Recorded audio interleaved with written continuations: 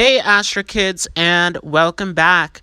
This is your May 2021 horoscope for Libra Moon or Libra Ascendant.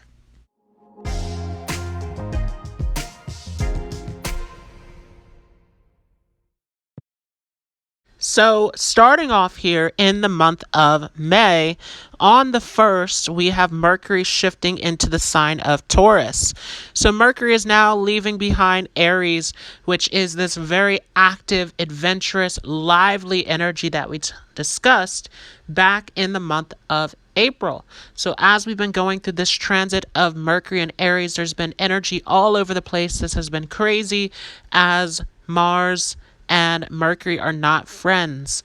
Mercury and Venus, however, are great friends. And so as Mercury comes into the sign of Taurus, this grounds this energy. This makes this more practical, where this logic, this communication becomes much more grounded. We're able to navigate this energy much better here, where you will feel this groundedness coming into the month of May.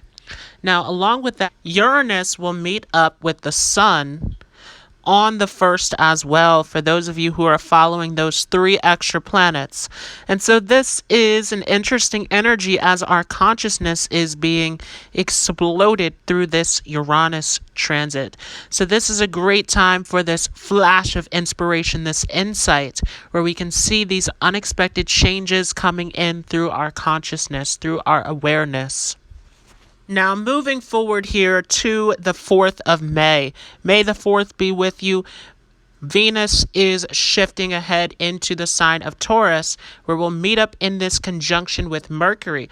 This is a great influence. Here we can see the communication style. We can see the way of conveying logic and understanding coming into this peaceful, more grounded energy, as Venus is at home here in the sign of Taurus and giving the support, giving the aid to Mercury as well. This is a great transit for practical thinking, for decision making, for negotiating, as we're going through this transit here of Mercury and Venus in Taurus. Along with that, Mercury is going to meet up with Rahu later on here on the 4th as well.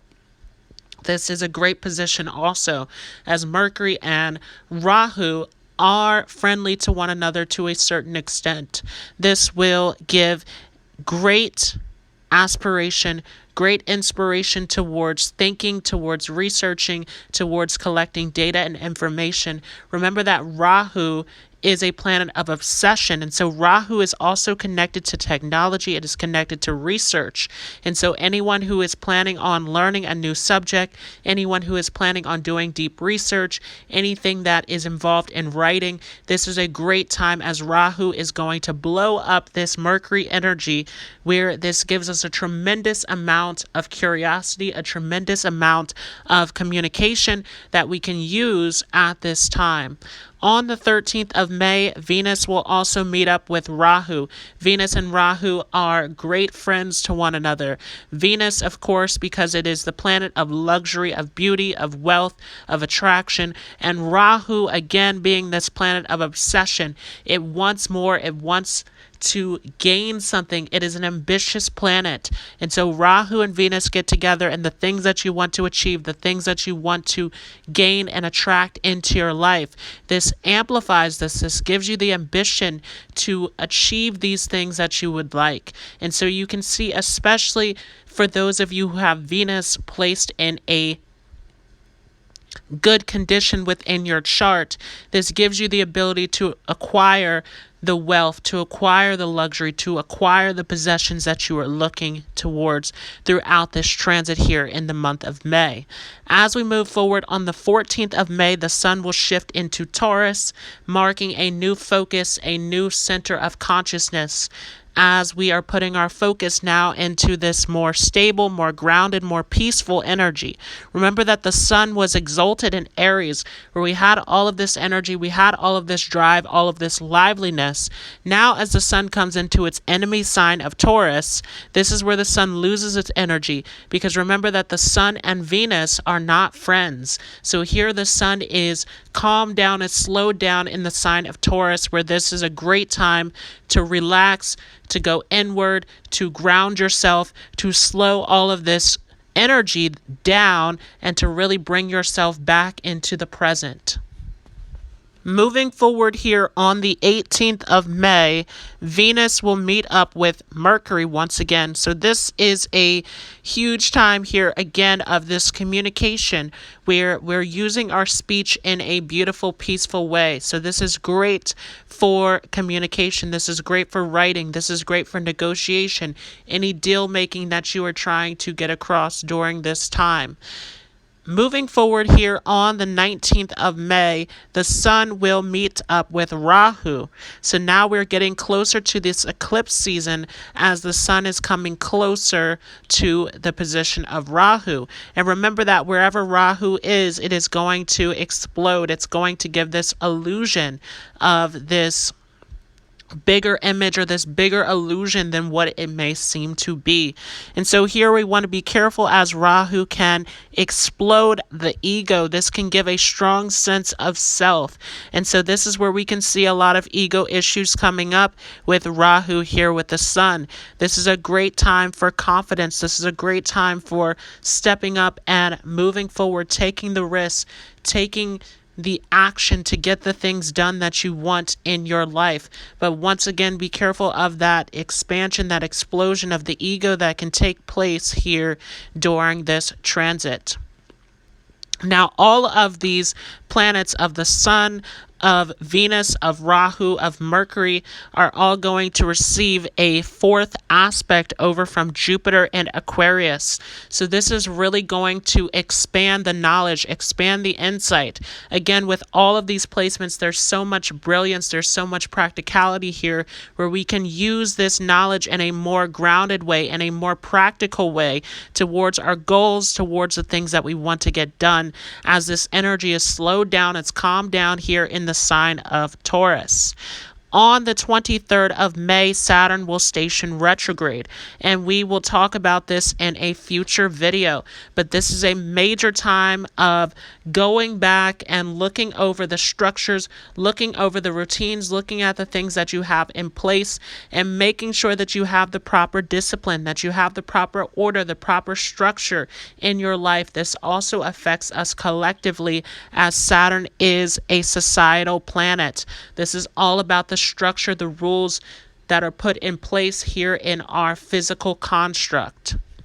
Moving forward on the 26th of May, Mercury will shift into Gemini, into its own sign. And so here the intellect is very high. This becomes a strong position of communication, of writing, of connecting to others, of pulling in information from different places. And you can feel the curiosity, you can feel the adventure starting to increase here of wanting to learn, wanting to explore more, where this can really help in expanding your knowledge depending on where Mercury is positioned in your chart. On the 28th of May, Venus will shift into the sign of Gemini as well, where it will meet up with Mercury once again. So again, this communication style of negotiating, of making peace, of resolving issues, of being able to make deals continues to increase here with this aspect, this conjunction between Venus and Mercury. On the 29th, we will see Mercury station retrograde as well. So we will get into that in a future video. A lot of major things that are coming here. Now for the position of the moon, I will talk about that in a future video. But major moments that we will go through here are on the 11th of May when we will have a new moon in the Kritika Nakshatra. So this will fall at the end of the sign of Aries. And this will be an interesting one as it will be in a conjunction with Uranus. We will talk more about that in a future video. Also, we have the big event of the full moon lunar eclipse happening in Anuradha in the sign of Scorpio here on May 26th. So that is a huge event as that will shift us into eclipse season. So for those of you with a Libra moon, Libra ascendant, we have three personal planets of the Sun, Mercury, and Venus, which are shifting out of your 7th house of partnership and pushing ahead here into the 8th house, getting deeper into partnership, getting into resources shared through others, and deep personal transformation. And so this is a very interesting time for those of you with a Libra moon, Libra ascendant, of really going in deep, going through this internal work, this internal transformation, as the sun is now entering into a dark zone here in this 8th house. This is a time of going deep within, looking at the unresolved traumas, looking at the deep areas that need growth, that need improvement, that need that transformation through this transit. Now, as we move towards the end of this month of May here, Mercury and Venus will shift ahead into Gemini there in your 9th house. And so this will become much more lighter as we start to shift forward towards the end of May, although the sun will stay there until June when we shift into the sign of Gemini. And so this is a very interesting energy where there's a lot of internal work, a lot of improvement between that 8th house, that 9th house, a lot of learning, a lot of internal work to do here. And as all of these planets will be moving through your 8th house, they will come into a conjunction with Rahu while receiving a 4th aspect from Jupiter sitting there in your 5th house. So this is a very interesting transit once again of this work, this growth, this improvement upon yourself, and using the skills, using the knowledge that you have with that Jupiter 5th house activation, where that 5th house is all about your creativity, your education, using your skills, using what you know to move and work your way through this shift, through this transformation. But as Rahu sits there in your 8th house, this really is a journey of going deep within, and this has been for quite some time, of this deep journey into the unknown, into the mystery, into the darkness, where this work, this improvement needs to take place. Remember that that 8th house is the original house of Scorpio. Now, along with that, we will have a Saturn retrograde as well, which will happen in the sign of Capricorn. And so this is a very interesting time with this energy of Saturn retrograde happening in your 4th house. A lot of revisions, a lot of plans that can shift and change, a lot to think about and look over in that 4th house. Some of you may be thinking about relocating, moving to a different location, traveling, with this activation of Saturn retrograde there in the 4th. So this is an interesting time of exploring, of expanding, of replanning, of looking at things at a deeper level. We also have Mercury stationing retrograde in the sign of Gemini towards the end of May here as well. So we will have a Mercury retrograde in your 9th house, and this is very deep as there's a lot here, again, to revise, to look over in terms of your teachings, in terms of your teachers and what is being given to you through your lessons, through your wisdom, through your intuition.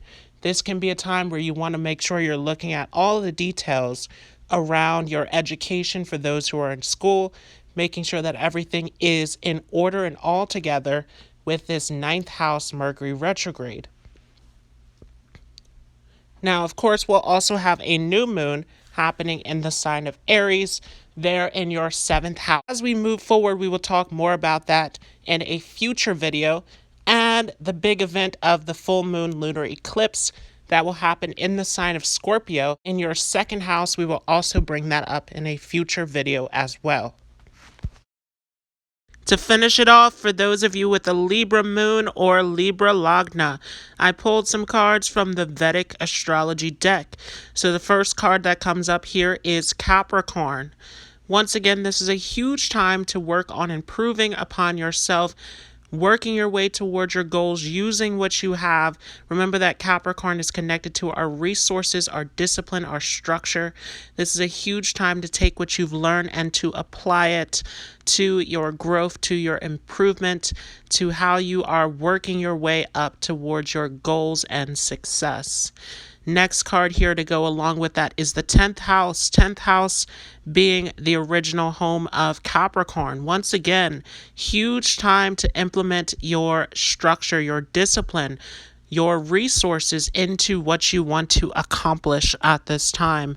And so there's a lot of growth that needs to take place here, a lot of climbing up the ladder for those of you with a Libra moon, Libra ascendant here in the month of May. Next card here is the Ardra Nakshatra. Once again, using your intelligence, using what you've learned, using your skills to move towards what you want to create, towards what you want to experience. Remember that the Ardra Nakshatra is a Saturn-ruled nakshatra, all about experimentation, all about getting towards a goal, getting towards your dreams with that Aquarian influence. Next card here is the 12th house. So once again, this is a time of deep internal work, that 12th house being connected to the subconscious. This is a great time for meditation, a great time to go deep within and to look at those areas of the psyche that need the healing, that need the work at this time. Next card here is the Dhanishta Nakshatra, marching to the beat of your own drum, staying disciplined towards your path ahead at this time is huge. Once again, lots of work to do, lots of lessons to be learned as you are navigating towards the destination that you want to achieve. Next card here is the 3rd house.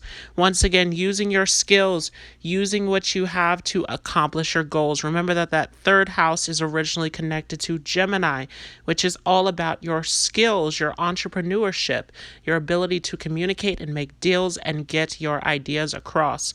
So this is a huge time of working with your intellect, working with your skills, working with the resources that you have to move towards your growth and improvement. Last card here being the 9th house. Once again, some of you may be thinking about traveling, thinking about relocating, as that 9th house is the original house of foreign travel, but also that 9th house being connected to spirituality, towards belief systems and your higher knowledge. Once again, lots of learning, lots of expansion, lots of internal work to do at this time. This has been your May 2021 horoscope for Libra Moon or Libra Ascendant. If you enjoyed this video, feel free to leave a like as well as a comment. If you are new to this channel, don't forget to hit the subscribe button along with the notification bell so that you don't miss out on any new content. As you can see here, we have some major things to talk about, including a full moon lunar eclipse in the sign of Scorpio. So you don't want to miss out. Make sure to hit that notification bell. If you are interested in learning more on Vedic astrology, there is a course available in the Facebook group, Astrology Lessons with Daquan Jones. There's a link down below in the comments along with the description. I want to thank you all so much for joining. I hope you all have a great day, and I will see you in the next video.